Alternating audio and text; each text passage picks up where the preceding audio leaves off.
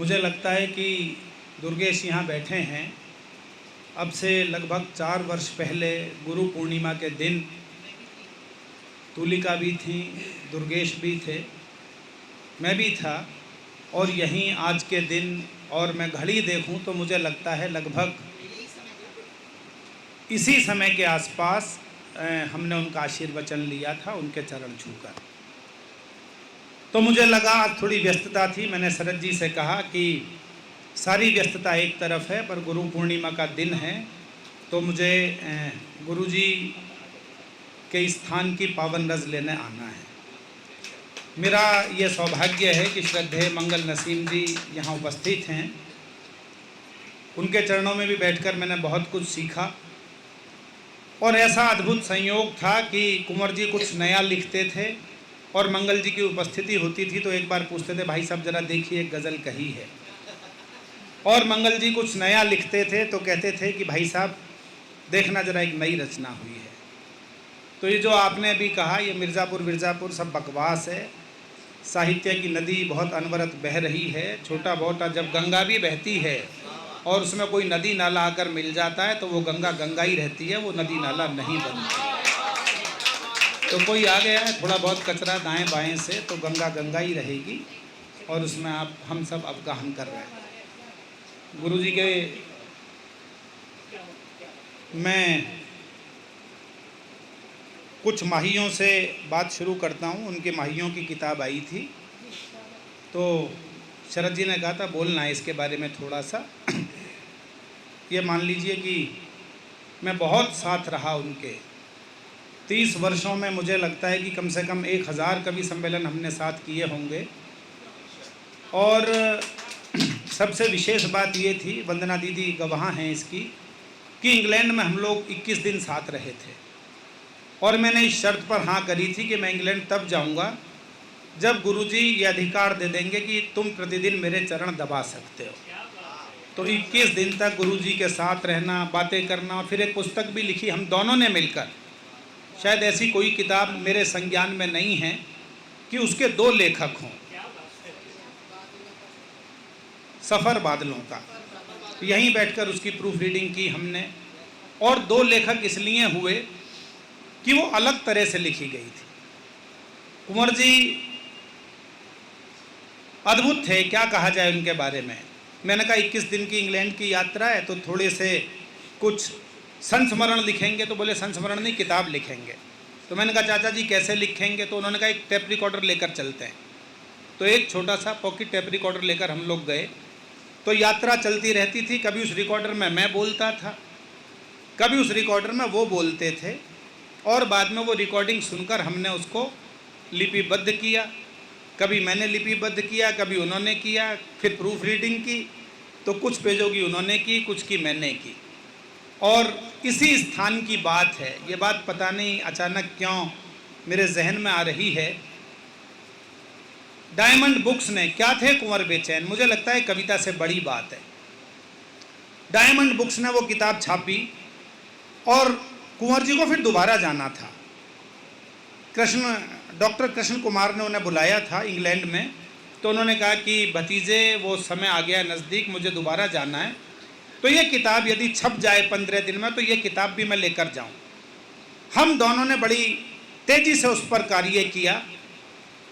और एक रात में जब हम प्रूफ रीडिंग के लिए बैठे इसी स्थान पर, मैं और कुंवर जी, तो आप ये देख लीजिए रात के 12 बजे प्रूफ रीडिंग शुरू की थी।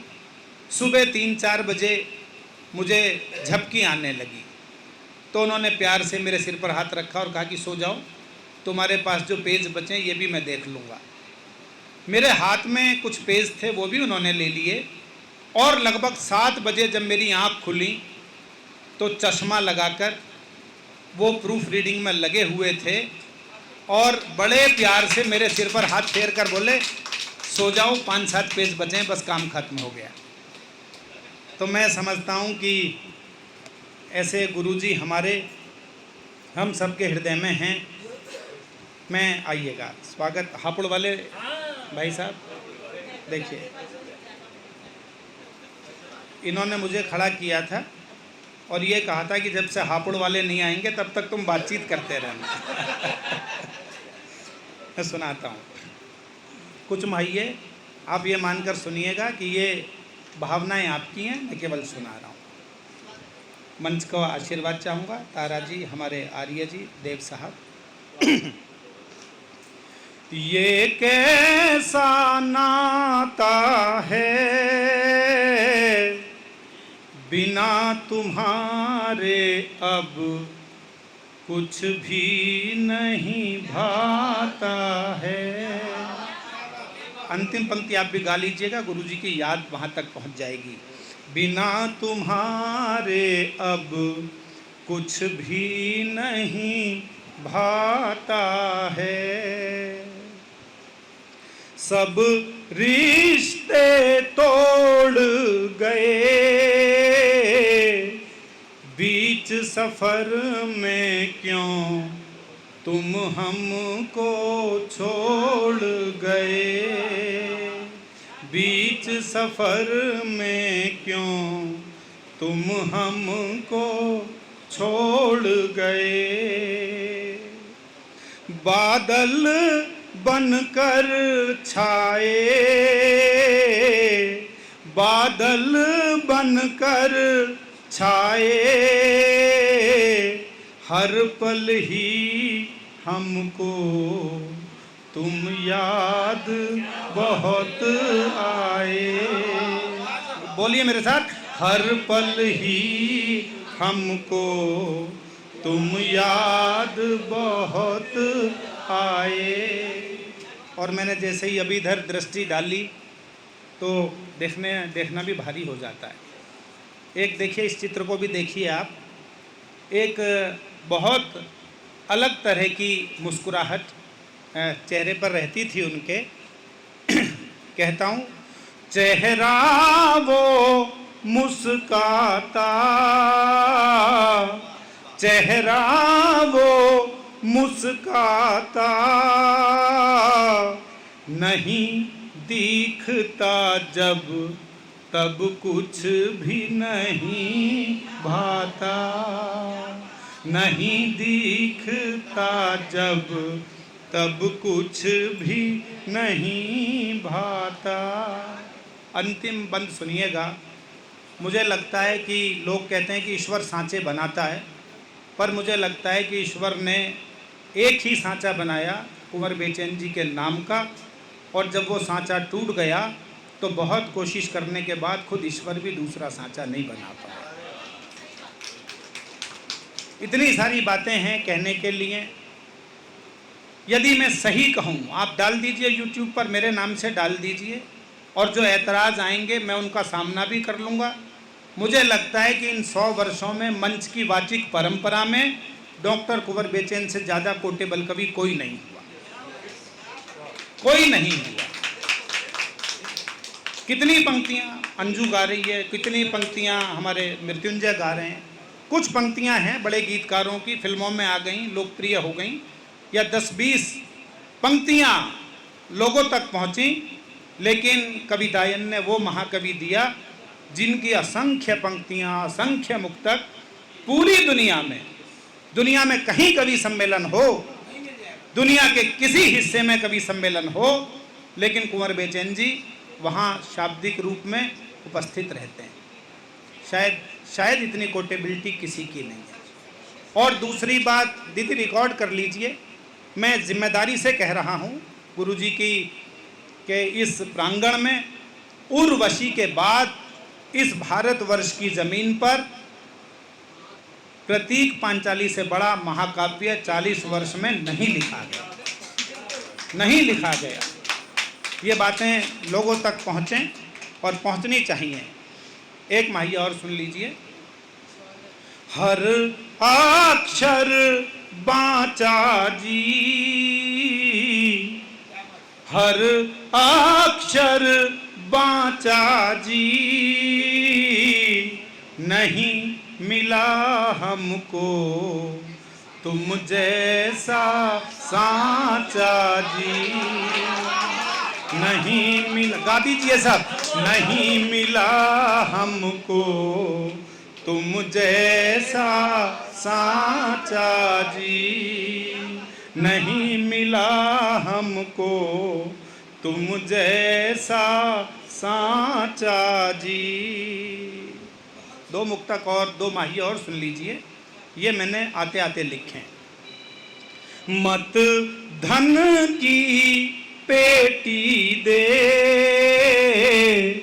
मत धन की पेटी दे, पर ईश्वर सबको वंदना सी बेटी दे, पर ईश्वर सबको दीदी सी बेटी दे। बोल दीजिए, पर ईश्वर सबको दीदी सी बेटी दे। एक और सुन लीजिए, एक और सुन लीजिए। खुशियों के फूल खिले, खुशियों के फूल खिले, महका घर क्योंकि जामाता शरद मिले, महका घर क्योंकि जीजा श्री शरद मिले, महका घर क्योंकि जीजा श्री शरद मिले, महका घर क्योंकि जीजा जी शरद मिले। जब भी मिलते थे गुरुजी एक बात कहते थे, मैं तो साक्षी हूँ, कोई बीच में तीसरा आदमी नहीं है, कि मेरे पता नहीं कितने जन्मों के पुण्य का प्रताप है कि मुझे शरद जैसा बेटा मिला है। मुझे शरद जी मिले हैं, तो ये उनका भी सौभाग्य था। और अब मैं ये कह सकता हूँ कि हमारा भी सौभाग्य है कि हमें शरद जी जैसे जीजा जी मिले। तो वंदना दीदी शायद क्या कर पाती, यदि वो पैर में बेड़ी डाल देते कि भैया मैं आप करिए, अब जो हो गया सो हो गया, अब अपने काम पर लगिए, तो मुझे लगता है कि आज जो कुछ भी संभव हो पा रहा है उसमें दीदी का योगदान यदि 100% है तो शरद जी का 500%। मैं बहुत एक छोटा सा गीत सुना देता हूँ। जैसा कहा गया कि कुंवर जी कहते थे कि जो कहीं नहीं सुनाते उसे गोष्ठी में ज़रूर सुनाओ। एक ऐसी रचना सुना रहा हूँ जो मैंने आज तक कहीं नहीं सुनाई है, और मैं श्रद्धेय मंगल जी को भेंट करता हूँ। उनका बहुत आशीष मेरे साथ है। दूजे के मन के भावों को जान नहीं सकते हैं हम। बहुत ध्यान से सुनिएगा, आपने मुझे 100 बार भी सुना होगा तो ये नहीं सुना होगा। और ये रचना गुरुजी को बड़ी पसंद थी। मेरी पुस्तक की भूमिका लिखी थी तुम्हारी आँख के आंसू, मेरा गीत संग्रह आया था, तो सारे गीत थे, और कुंवर जी तो हर संग्रह की भूमिका लिखते थे, तो इस गीत को उन्होंने विशेष रूप से कोट किया। तो मैं आज रास्ते में सोच रहा था कि क्या सुनाऊँ, तो मैंने कहा वो गीत सुनाता हूँ जो डॉक्टर साहब को पसंद था, पर मैंने जीवन में कहीं नहीं सुनाया। आज आप सुन लीजिए। सुरेंद्र भैया सुनाता हूँ। बहुत सब में नाम ये लीजिए, मानिए कि सबके नाम मैंने ले लिए, मैं परिवार के बीच हूँ। दूजे के मन के भावों को जान नहीं सकते हैं हम, दूजे के मन के भावों को जान नहीं सकते हैं हम, सबकी अपनी अपनी खुशियाँ, सबके अपने अपने गम, सबकी अपनी अपनी खुशियाँ, सबके अपने अपने गम। मेरे यहाँ एक घटना घटित हो गई थी कि जहाँ मैं रहता हूँ शाहदरा में, सच्ची घटना है ये। हर कविता की एक कहानी होती है, सब रचनाकार बैठें, शेर गहरा तब होगा जब उसके पीछे कोई कहानी होगी। मैं जिस गली में रहता था वहाँ एक बच्चे का बर्थडे था, मेरे घर के सामने जन्मदिन था विष्णु जी के बेटे का। ये दुर्गेश जानते हैं, ये उस मकान में रहे हैं। ये ऐसे सौभाग्यशाली हैं कि इस मकान में भी रहे हैं और गुरु जी के शिष्य के पास भी रहे हैं। और उसी दिन अचानक घटना घटित हुई कि 3 गली छोड़कर पीछे एक 19 वर्ष के बच्चे की डेथ हो गई। यहाँ जन्मदिन मनता रहा और वहाँ विलाप होता रहा। मैं ऐसा प्राणी था कि इधर भी जाना था और उधर भी जाना था, उस रात को ये गीत हो गया था। दूजे के मन के भावों को जान नहीं सकते हैं हम, सबकी अपनी अपनी खुशियां, सबके अपने अपने गम। आशा और निराशा दोनों जीवन के ही विविध अंग हैं। सुख में कुछ हैं, दुख में कुछ हैं, इस जीवन के बहुत रंग हैं।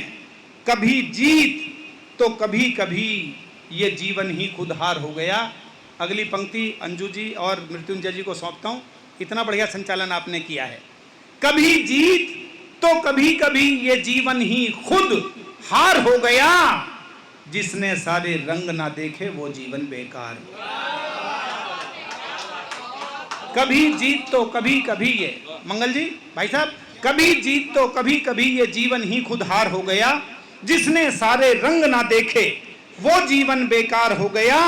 जिसने सिर्फ खुशी देखी हो उसकी आंखें हों क्यों नम, सबकी अपनी अपनी खुशियां, सबके अपने अपने गम। दूजे के मन के भावों को जान नहीं सकते हैं हम, सबकी अपनी अपनी खुशियां, सबके अपने अपने गम। पीड़ा और हंसी होठों की, दोनों का रिश्ता सौतन का। गुरुजी की पसंद की पंक्तियां सुना रहा हूं। पीड़ा और हंसी होठों की, दोनों का रिश्ता सौतन का। एक समय में एक साथ में कभी नहीं मिलता मन इनका। ऐसा क्यों है वैसा क्यों है, सोच सोच सारा जग हारा। किस किस को क्या क्या देना है, इसका ईश करें बंटवारा। कहीं लिख दिए दुख के आंसू, आशीर्वाद चाहिए अगली पंक्ति पर। कहीं लिख दिए दुख के आंसू, और कहीं सुख की शबनम, सबकी अपनी अपनी खुशियां, सबके अपने अपने गम। दूजे के मन के भावों को जान नहीं सकते हैं हम। अंतिम बंद सुन लीजिए। स्वयं विधाता ने जीवन का बड़ा अनोखा नगर बसाया। सब कलमकार हैं, अनुवाद की जरूरत नहीं है। स्वयं विधाता ने जीवन का बड़ा अनोखा नगर बसाया। कहीं झोंपड़ी घास फूस की, कहीं बसी महलों में माया। एक गली में चूड़ी टूटे, दूजी गली टूटे, दूजी गली बजे ढोलकिया। एक गली में आंसू बरसें, दूजी में मुस्काएं अखियां। कहीं रुदन होता मृत्यु पर, कहीं रुदन होता मृत्यु पर, कहीं जन्मदिन पर छम छम। सबकी अपनी अपनी खुशियां, सबके अपने अपने गम। दूजे के मन के भावों को जान नहीं सकते हैं हम, सबकी अपनी अपनी खुशियां, सबके अपने अपने गम। लेकिन ये मैं मानता हूँ कि गुरुजी की आशीष छाया हमेशा हम पर रहेगी, और हम ये महसूस करते रहेंगे कि गुरुजी कहीं गए नहीं हैं। हमें मानना नहीं है, हमें मानना नहीं है कि गुरुजी चले गए हैं। हमें वो कार्य करने हैं जिससे हम अपने कार्यों के द्वारा उनके मिशन को आगे बढ़ाते रहें, और वो कहीं जाएंगे नहीं, अपनी आशीष छाया के रूप में हमारे साथ रहें। बहुत बहुत धन्यवाद। अच्छा, केवल चार पंक्ति, समय थोड़ा हो रहा है, और मैंने शरद जी से निवेदन किया था कि 5 साढ़े 5 तक मुझे जाना पड़ेगा, एक बहुत आवश्यक मीटिंग है। लेकिन मृत्युंजय भैया का अधिकार है, उनके अभी बैठे रहो, आपको नहीं पढ़वाऊँगा। वो मैं 4 पंक्तियाँ सुना देता हूँ। कैसे कह दूँ कि थक गया हूँ मैं, कैसे कह दूँ कि थक गया हूँ मैं। जाने किस किस का हौसला हूँ मैं, जाने किस किस का हौसला हूँ मैं। दाग खुद के छिपाए फिरता है, दाग खुद के छिपाए फिरता है, और कहता है आईना हूँ मैं, और कहता है आईना हूँ मैं। और ये शेर श्रद्धेय मंगल जी को बहुत बहुत आशीर्वाद उनका इस गज़ल पर भी, मुझ पर भी रहा है। और ये शेर उन्होंने कहा तू कुछ भी कहता रहे, मुझे ये शेर सबसे ज़्यादा पसंद है। और कहता है आईना हूँ मैं, मुझसे गम दूर दूर रहते हैं, मुझसे गम दूर दूर रहते हैं, जानते हैं कि कह कहाँ हूं मैं।